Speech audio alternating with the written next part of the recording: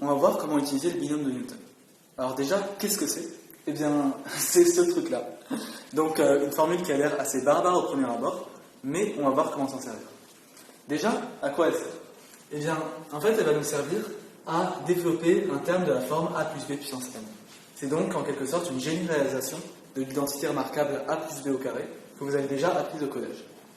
Alors, qu'est-ce qu'elle nous dit? En fait, ça nous dit que a plus b puissance n, ça sera égal à a puissance quelque chose, b puissance n moins quelque chose. À ça, on va rajouter un nombre ici, un truc qu'on ne sait pas encore ce que c'est. Voilà. Et tout ça, on va le sommer.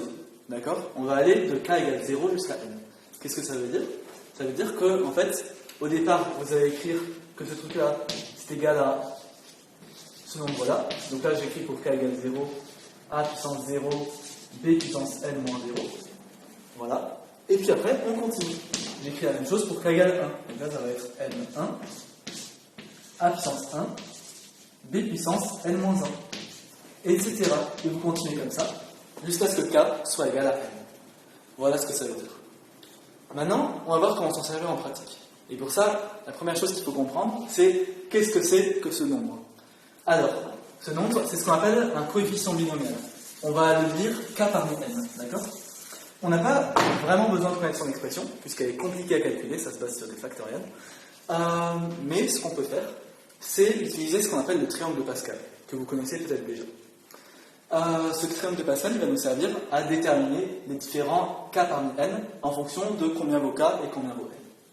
Comment est-ce qu'on fait ça? Eh bien, on va tracer une sorte de boulier, d'accord? Ou bien un triangle. C'est pour ça qu'on appelle le triangle de Pascal. Comment on l'écrit? On va d'abord mettre un 1, puis après je vais mettre un 2. Voilà. Et à partir de là, toutes les autres lignes vont se dérouler toutes seules, d'accord? On va descendre comme ça. Comment est-ce qu'on fait? Eh bien, on marque d'abord un 1, puis après on somme tous les trucs progressivement, c'est-à-dire 1 plus 2, 3, je mets un 3. 2 plus 1, 3, je mets un 3, et puis je termine enfin par un 1. On continue. Ici, je peux rajouter un 1. 1 plus 3, 4. 3 plus 3, 6. 3 plus 1, 4. Et puis je mets encore un 1 ici. Etc., etc. Et en fait, chaque ligne va nous donner les différents coefficients pour un certain rang n. Par exemple, pour n égale 3, on va être ici. C'est-à-dire que les coefficients k parmi n, k parmi 3 en l'occurrence, vont progressivement valoir 1, puis 3, puis 3, puis 1. Tout ça, ça dépendra du rang de k. Voilà. On ne va pas aller plus loin pour l'instant, parce qu'on va s'intéresser à un exemple. Cet exemple, ça va être quoi? Ça va être de développer x plus 2 puissance 4.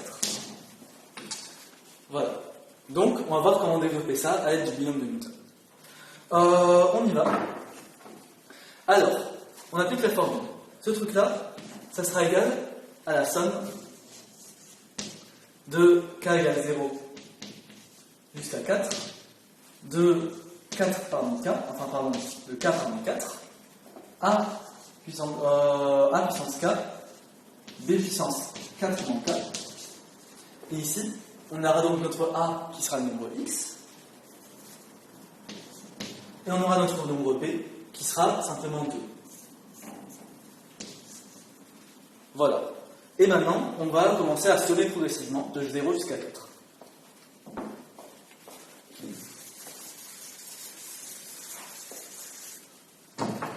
Alors, on commence avec k égale 0. Donc, notre x plus 2, j'aurais écrit ici, x plus 2 à la puissance 4, ça sera égal d'abord à 4, enfin à 0 parmi 4, x puissance 0, 2 puissance 4 moins 0, donc simplement 2 puissance 4. Et donc on peut déjà s'intéresser à combien va valoir ce premier terme. Après on devra sommer tous les autres. Donc 4 parmi 0, ça fait combien? Ça fait 1. C'est ce qu'on a ici, c'est le premier terme. Pardon, excusez-moi. Vous avez peut-être remarqué, ici, on a n égale 4, donc on ne va pas s'intéresser à cette ligne-là, qui est pour n égale 3, on va s'intéresser à cette ligne-là. Voilà. C'est celle-là qu'il va falloir considérer pour les différents coefficients du nombre. Donc, d'abord, on aura 0 parmi 4 qui vaudra 1. D'accord? Je vais l'écrire ici. X puissance 0, ça vaut combien? Ben, ça vaut 1, pardon. Tout nombre à la puissance 0 vaut 1. Et 2 puissance 4, ça fait combien? Ça fait 2 puissance 3, donc 8 fois 2, ça fait 16. Fois 16. Voilà. Donc le premier terme, on a simplement 16. Plus, maintenant on fait pareil. 4 par 1, x puissance 1, 2 puissance 4 moins 1, donc 2 puissance 3. Voilà.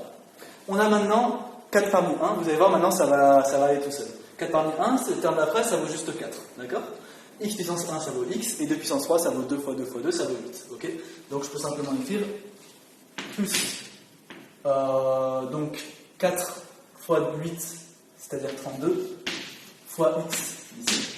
Voilà, on continue. À partir de là, maintenant que vous voyez ça, on peut faire la suite sans forcément tout écrire explicitement, d'accord? Le troisième terme, qu'est-ce que ça va être?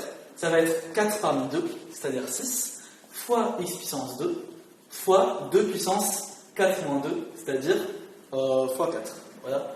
Donc je répète, ça va être 6 fois 4, c'est-à-dire 24, fois x au carré. Voilà. Plus maintenant, le troisième terme, le quatrième terme, qui sera 3 parmi 4, qui ici vaut 4, fois x puissance 3, fois 2 puissance 1 cette fois. Ok? Et donc ça sera égal à 4 fois 2 fois x au cube. C'est-à-dire plus 8 x au cube. Et enfin, le dernier terme, ça va être 4 parmi 4, c'est-à-dire 1, fois x puissance 4, ok, fois 2 puissance 4 moins 4, donc 2 puissance 0. Donc cette fois-ci, ça va juste être 1 fois x puissance 4. Voilà.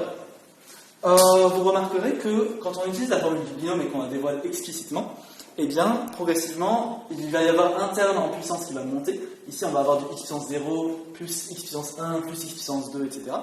Et de l'autre, un terme va diminuer. On est passé de 2 puissance 4 à 2 puissance 3, 2 puissance 2, etc. Voilà. C'est quelque chose qui peut vous servir pour voir si vous savez bien appliquer la formule du binôme.